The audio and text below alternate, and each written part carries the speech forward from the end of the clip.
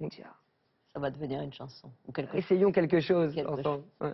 Alors, notre actualité culturelle, cher Arthur, va nous emmener à parler d'un livre sur l'identité juive, la quête des origines, les secrets de famille aussi. Son auteur s'appelle Laurent Dutheil et il revient de façon très touchante sur son passé dans un livre qui a pour titre « J'ai 7 ans ». Alexandra Garde nous en parle.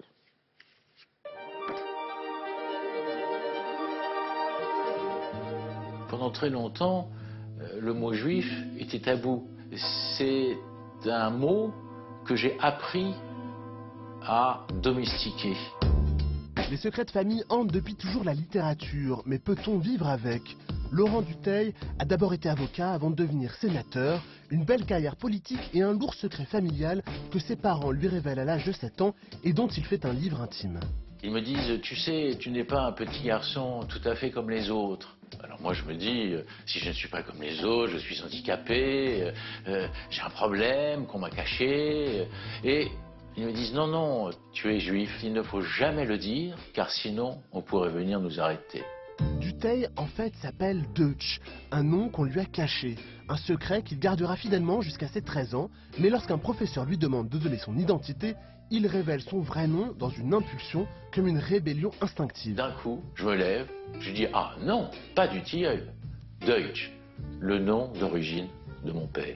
Je ne veux pas vivre dans le déni et dans l'oubli. Violente transgression qui provoque une déflagration dans la famille. La révélation du secret plonge ses parents dans la souffrance et fait remonter sa propre histoire, faite de hantises et de peurs qui ressurgissent. J'ai vu ma mère en larmes, mon père s'effondrer et dire, si maintenant on vient nous arrêter, on saura pourquoi. C'est là que j'ai pris la conscience que être juif, ça voulait dire quelque chose. Face au non-dit et au poids du mensonge, Laurent Dutheil ne sait pas comment réagir.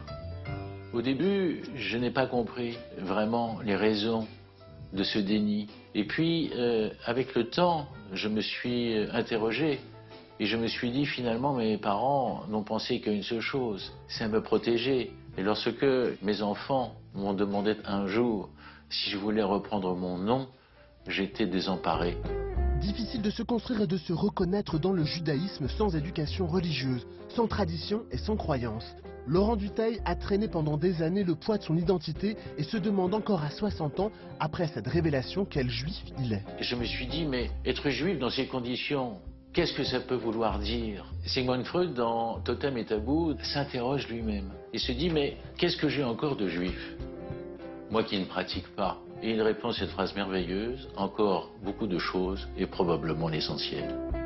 Un livre qui se lit comme une confession sur une blessure identitaire. Écrit à hauteur d'enfant, ce témoignage et cette réflexion sur les racines parlera à toutes les générations qui se cherchent encore.